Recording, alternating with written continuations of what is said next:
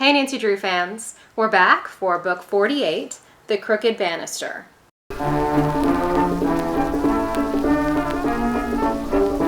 Originally published in 1971, this time I have a reprint that combines this book with number 47, The Mysterious Mannequin. Nancy's dad needs her help on another mystery. His friends, the Melodies, have recently been swindled by a man in Mountainville named Raleigh Banister, who sold them some land in Arizona that turned out to be on an Indian reservation. If I were going to make one of the books into a movie, it would be this one. Not because it's the best story, but because I'd love to see what a director like Tim Burton could do with the eccentric Mr. Banister's house. Nancy calls it the Zigzag House when she first sees it.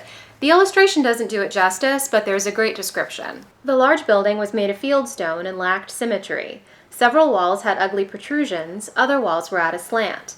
Rising above the 2 stories were 3 slanting chimneys and a center tower with a windowed turret. Beyond the parking area was a moat.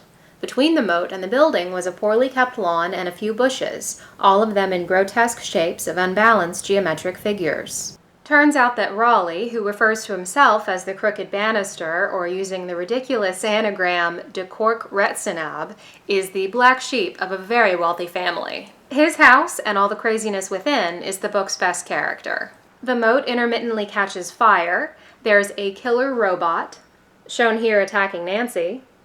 The main staircase makes music on the tones of the scale, and there's creepy artwork all over, like these Banister family portraits with all the faces blacked out.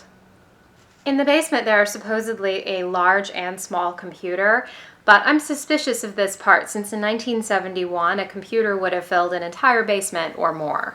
One of my favorite things about Nancy is how she seems to immediately command respect. Police officers, adults at every income level, even the bad guys usually defer to her. People rarely question Nancy's amateur detective status. This scene, where a couple who's also been swindled openly mocks her, and her reaction to it, really struck me. Suddenly, Bess broke the silence. Nancy Drew is a detective. Maybe you'd like her to work on your case. Mr. Aldrin's answer was a loud ha-ha, followed by, "She's only a girl." His wife laughed uproariously. "Can you imagine such a thing? I can see a headline now. Teenage girl captures con man."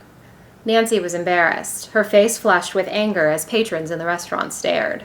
Investigations require a quick trip to Arizona so that Nancy and Mr. Drew can go to the Navajo village that's been involved in the swindle. At first, the villagers refuse to talk to the Drews until Nancy stops a runaway horse from hurting some of the local children. The Smith family sat down in a semicircle and motioned for Nancy and her father to squat also. The meal consisted of bean sprouts, pieces of mutton cooked with hominy, and corn pudding. One large flat saucer contained several layers of paper-thin cornbread. The only other mention of food is also the book's best making fun of Bess moment. This is the subtype where George holds her tongue, so the author takes a hit. Bess asked haltingly, "Would you mind if I concentrate on dessert?"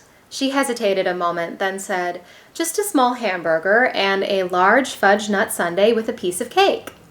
Nancy expected a tart comment from George about her plumpish cousin's selections, but she said nothing.